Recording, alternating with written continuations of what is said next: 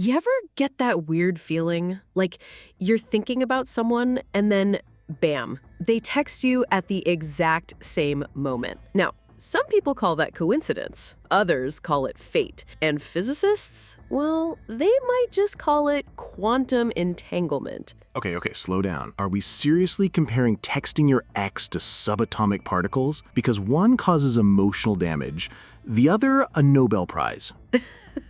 Fair enough. But think about this. Two particles separated by light years, still responding to each other instantly, as if space doesn't even exist. Tell me that doesn't feel like the universe is messing with us a little. And yet it's real, tested, verified. In fact, it's one of the most experimentally confirmed phenomena in quantum physics.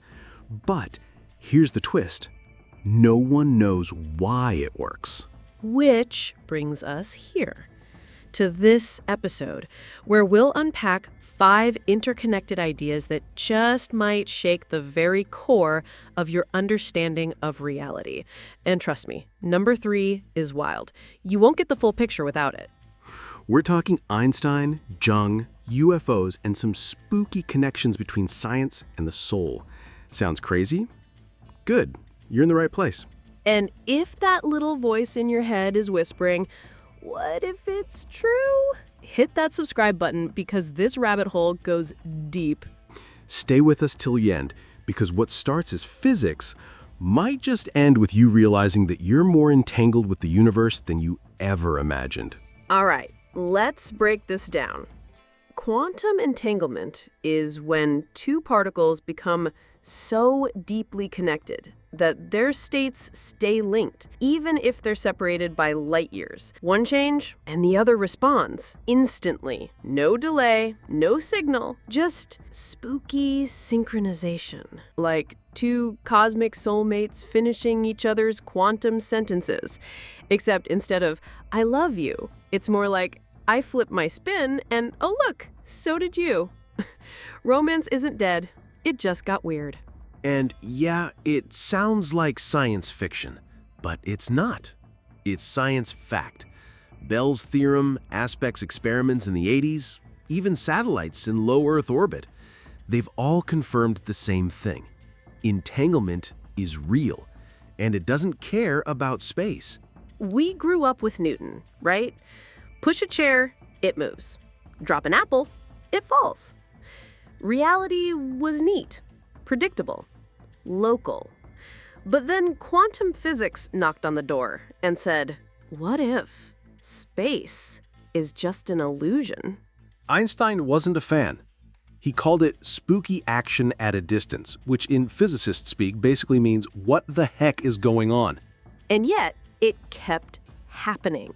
Again and again.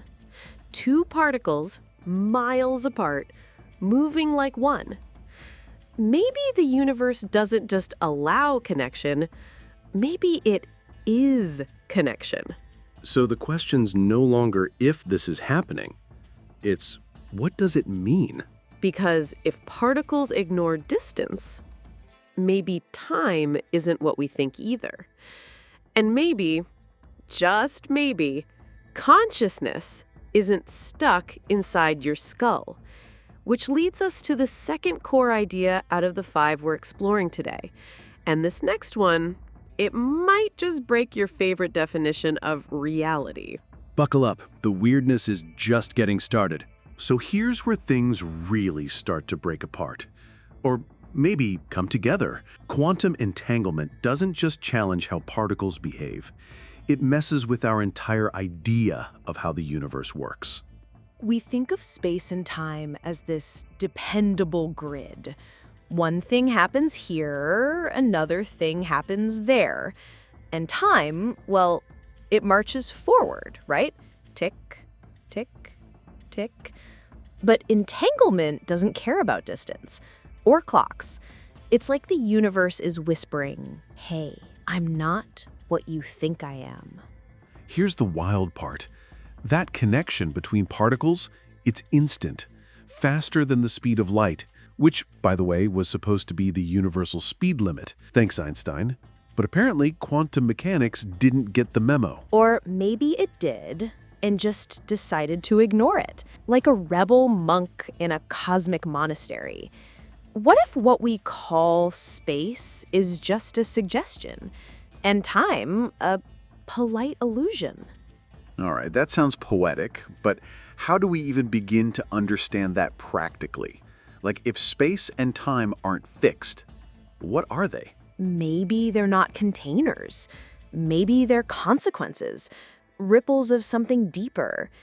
Some unknown fabric where thought, matter, and energy all blur together. And here's where things start feeling personal. Personal? As in consciousness? Yep, slow build. You ever think about someone and they call you? Or dream something and then watch it happen in real life? Maybe that's not just coincidence. Maybe it's a hint that we, you, me, everyone listening, are part of the same hidden field. Okay, so now we're blending quantum physics with human experience. That's a bold move. Only if you ignore what's coming next, because our third core idea, it dives straight into that mystery. And once you see the pattern, you won't unsee it. All right. We've talked about particles dancing across space like they're sharing some invisible script. But what if we are part of that script too? Exactly.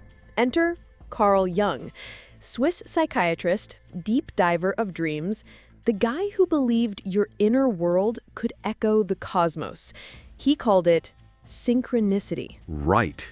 The idea that two events can be meaningfully connected even if there's no causal link, like thinking about a red fox, walking outside, and bam, red fox crosses your path. It's not about cause. It's about meaning, that strange alignment between your inner moment and the outer world, as if reality winks back at you. Jung said these events weren't random. They were significant, not just to your life, but to how the universe communicates. Okay, but let's be honest, that sounds like a cosmic horoscope. How did Jung back this up? Firm, but calm, by teaming up with a physicist. Not just any physicist, Wolfgang Pauli, one of the founders of quantum mechanics. They wrote letters, compared dreams. Jung explored the soul, Pauli explored particles, and somewhere in the middle, they met. All right, I didn't know that. So you're saying synchronicity and entanglement might not just be metaphors for each other? They could be linked phenomena? Or maybe they're the same phenomenon, seen through different eyes. So let me get this straight. On one hand, we've got quantum entanglement connecting particles across space. On the other, synchronicity connecting events across meaning. And both ignore traditional time and space. Yes. Both point to an invisible thread, linking matter and mind. And this brings us to the fourth core idea. One that asks, what if reality isn't built from atoms or thoughts, but something deeper that includes both? Now that is where things start getting weird. And maybe finally real. All right, so let's sit with this for a second. Entanglement says space doesn't matter. Synchronicity says time doesn't matter. And somehow, both point to connection as the root of everything. And that's where the new paradigm begins. A shift from thinking of consciousness as a byproduct of the brain to seeing it as something more fundamental, something that might exist beneath matter itself. You're talking about quantum consciousness. Yes. It's a growing field, blending quantum theory and the study of mind. It suggests consciousness isn't generated, it's tapped into, like a field or a signal. Maybe we're not creating thoughts. Maybe we're tuning in. Like consciousness is the Wi-Fi of the cosmos. That's exactly. But with better coverage. And instead of passwords, you meditate. Nice. But if consciousness is non-local and entanglement is non-local, Are we basically saying the mind and the universe might be part of the same thing? That's the heart of it. The idea that reality arises from an unknown substrate, one that's both material and psychic. This is what Jung and Pauli called the unus mundus, one world, a unified field where psyche and matter are not separate. It's kind of humbling, right? Like maybe thoughts and electrons aren't so different. Maybe what we call real is just the visible tip of something deeper, more alive. And maybe the universe isn't a machine. Maybe it's a mind, one that dreams and forgets and remembers itself through us. Which makes our fifth and final idea not just important, but necessary to understand everything that came before it. Because this last piece, it brings the human experience back to the center of the mystery. So let's step back for a second. We've talked about entangled particles, psychic coincidences, a unified field of mind and matter. And now, here we are, facing a version of reality that feels more like a mystery than a machine. And maybe that's okay. Maybe mystery isn't something to solve, but something to participate in. Entanglement, synchronicity. They both break our neat little boxes of space and time. They both say, you're not separate. You're part of something bigger. Bigger and deeper. Because if what we call the outer world is linked to the inner, then your thoughts, your dreams, your intuition, they matter. Literally. It kind of changes how you see everything. Like maybe that feeling of being alone. That voice in your head saying, you don't belong. It's just noise. Because on some quantum level, you've always been connected. And you are. Even now, even listening to this, there's something in you that already knows. You're entangled. Not just with atoms, but with meaning, with experience, with life itself. So, what do we do with all this? Stay curious. Follow the signs. And question everything. Especially the things that feel too certain. And if this episode sparked something in you, some weird itch you can't quite name, hit that subscribe button. We've got more questions to ask and stranger truths to explore. Because maybe what we call reality is just the universe dreaming through us, waiting for us to wake up. What's your experience with synchronicity? Have you ever felt a moment so strange, so perfectly timed, that it felt like the universe was speaking directly to you? Or maybe you've had that weird connection with someone, thinking of them just before they call, feeling something shift inside right before the world outside changes. We want to hear from you.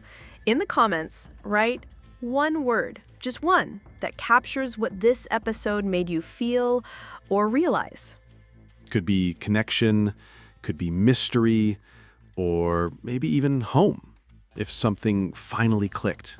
Whatever that word is, it's yours. A tiny echo of your own entanglement with this moment. And hey, 2 new videos just appeared on your screen. If you're ready to go even deeper, click one.